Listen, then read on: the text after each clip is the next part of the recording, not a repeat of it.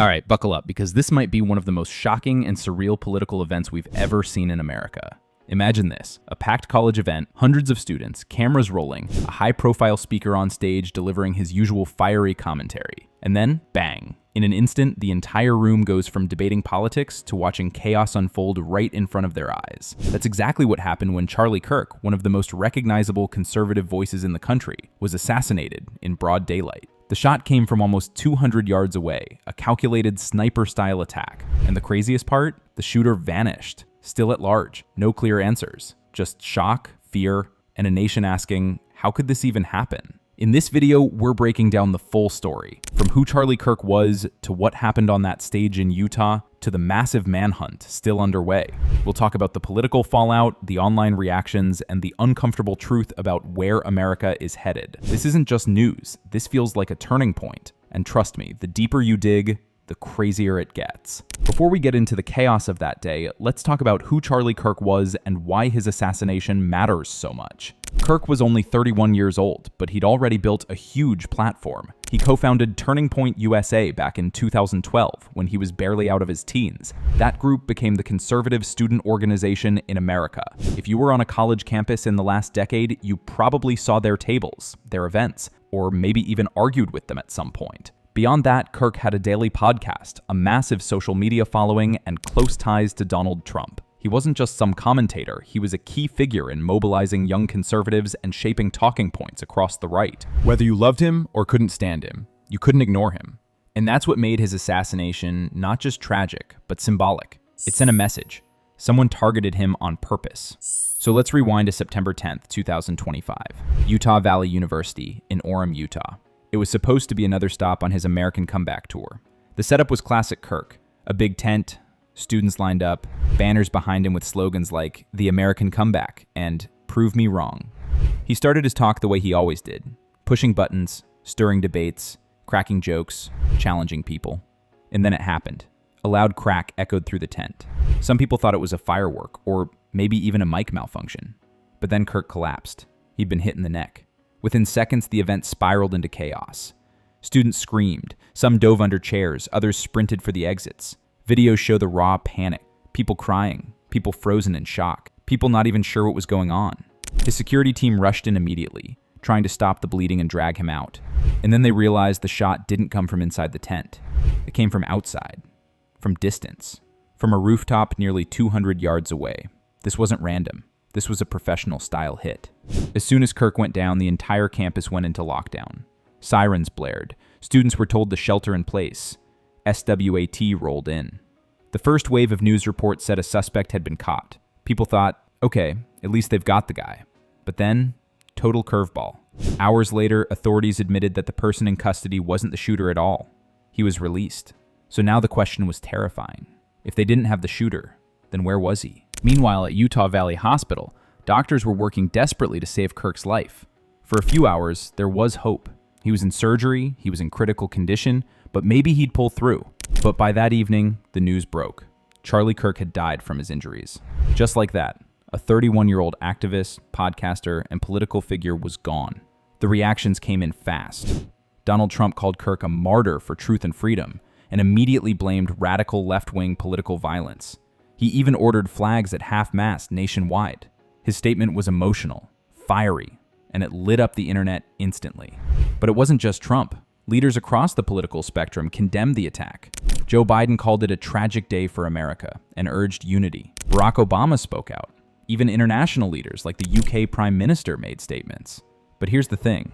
While everyone was saying violence has no place in politics, the spin started almost immediately.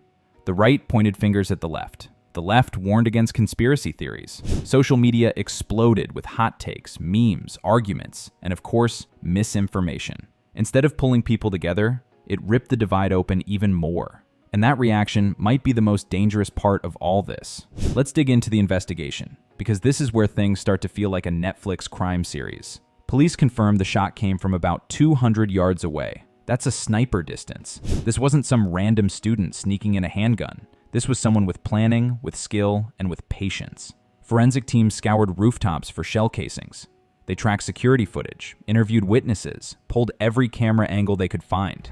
2 people were detained in the chaos, but both were cleared and released, which meant the real shooter, still out there. The FBI and ATF joined the manhunt, but days later, no arrest, no identified suspect, no clear motive. It was like the guy vanished into thin air. And that's the part that haunts everyone.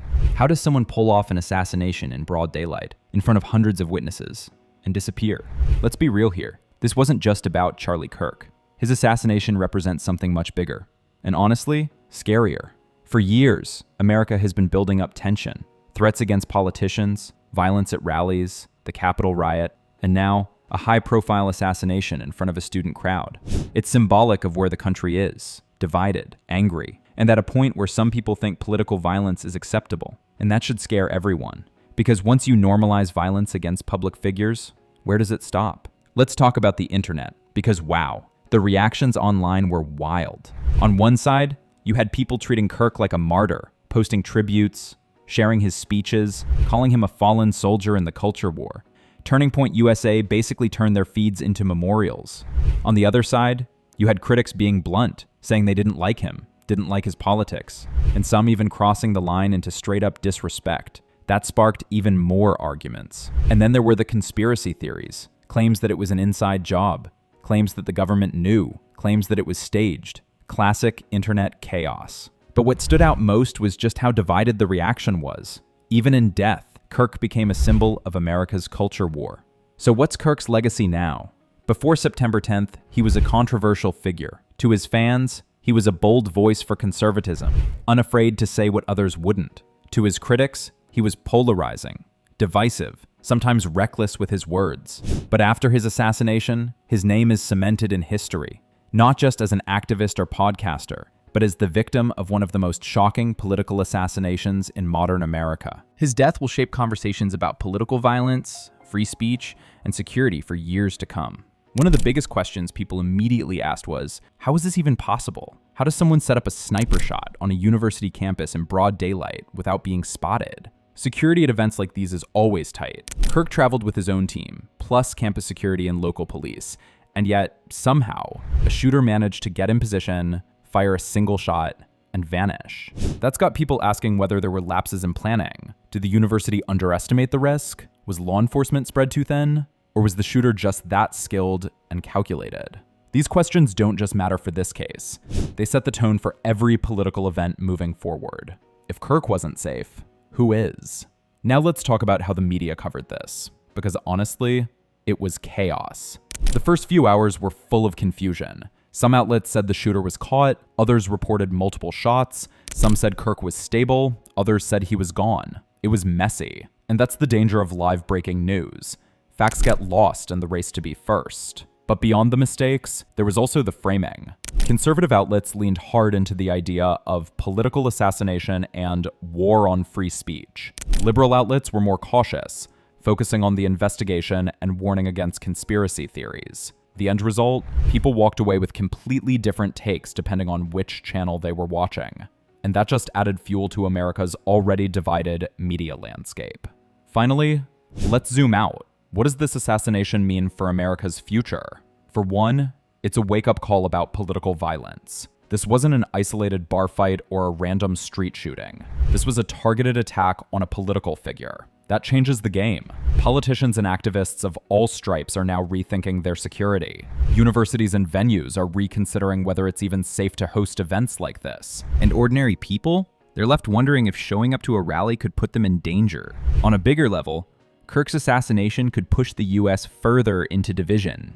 Every side will use it to back their narrative. And unless something changes, the cycle of anger and retaliation could get even worse. So, what really happened to Charlie Kirk? A young political firebrand walked on stage to debate and challenge ideas, and within minutes, he was dead, shot by a sniper-style attacker who's still out there. His assassination set off panic, confusion, and a political firestorm that's still burning.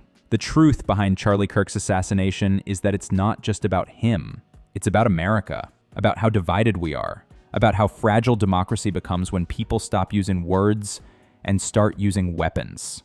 Whether you loved him, hated him, or didn't care either way, This assassination should shake you, because if we start normalizing violence like this, then nobody's safe.